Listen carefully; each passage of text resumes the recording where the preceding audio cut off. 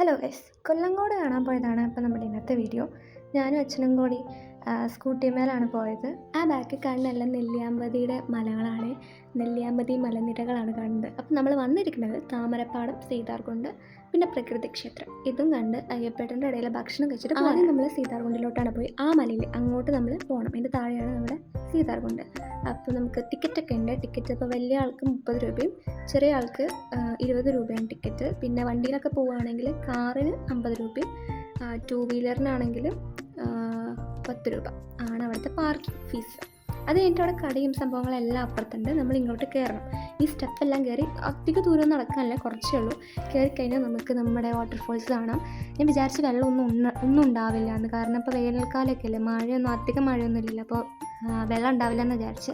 പക്ഷെ നല്ല വെള്ളമുണ്ട്, നല്ല തണുത്ത വെള്ളമാണ്. ശരിക്കും പറഞ്ഞാൽ ഈ തിരക്ക് പിടിച്ച നാട്ടിൽ നിന്നൊക്കെ കുറച്ച് കാം ആൻഡ് ക്വയറ്റായിട്ട് വന്നിരിക്കണം എന്നൊക്കെ ഉണ്ടെങ്കിൽ പാലക്കാട് വരുന്നതായിരിക്കും ഏറ്റവും ബെറ്റർ. കാരണം കുറേ മലകളും ഇങ്ങനെ വെള്ളച്ചാട്ടങ്ങളും പാടങ്ങളും ഭയങ്കര കാമായിട്ടും ക്വയറ്റായിട്ടും നമുക്ക് സൈലൻ്റ് ആയിട്ടിരിക്കാം.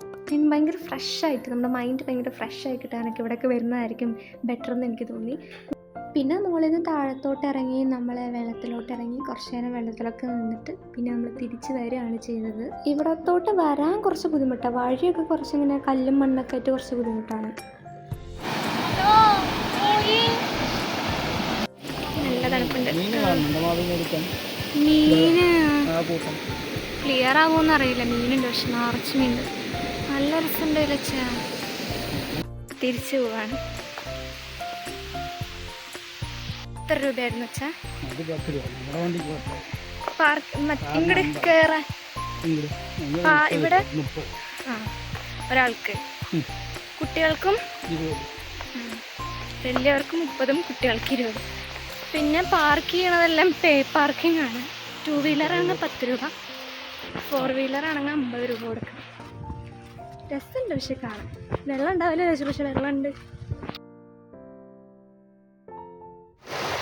ഇതൊക്കെ അവിടുന്ന് വരുന്ന വെള്ളമാണ്. അത് കഴിഞ്ഞിട്ട് പിന്നെ നമ്മൾ താമരപ്പാടത്തോട്ടാണ് പോയത്. ഇവിടെയും ടിക്കറ്റ് ഉണ്ട്. എനിക്ക് തോന്നുന്നു ഒരാൾക്ക് 50 രൂപയാണെന്നാണ്.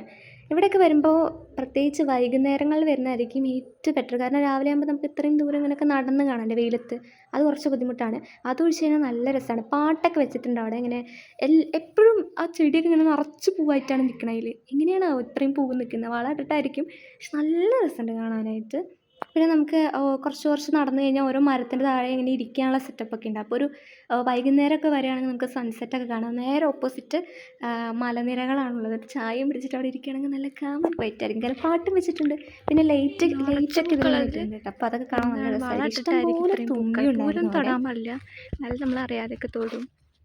നല്ല രസം തന്നെയാണ്. ഈ ചെണ്ടുമല്ലിയും 2 കളർ ചെണ്ടുമല്ലിയും പിന്നെ മറ്റേ വാടാർമല്ലി, ഇതാണ് ഇവിടെ നിറച്ച്.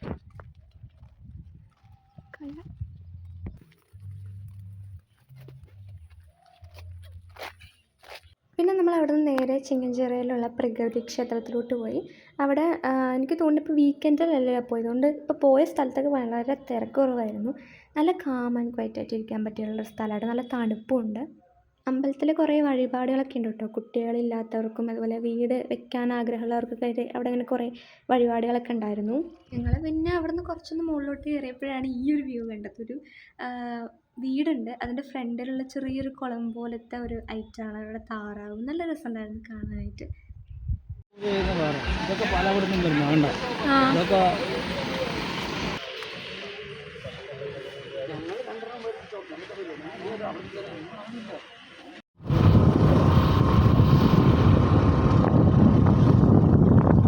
അത് കഴിഞ്ഞ് ഞങ്ങൾ അയ്യപ്പേട്ടൻ്റെ കടയിൽ ഭക്ഷണം കഴിക്കാൻ പോയി. അവിടെ എന്ന് പറഞ്ഞാൽ ഒരു ഊണിന് 50 രൂപ. നല്ല കറികളാണ്. അതുപോലെ ചിക്കൻ ഫ്രൈ, മീൻ, ബീഫൊക്കെ എല്ലാത്തിനും 50 രൂപയാണ്. നല്ല തിരക്കുണ്ടായിരുന്നു. പിന്നെ ഞങ്ങളവിടെ പറഞ്ഞപ്പോൾ പിന്നെ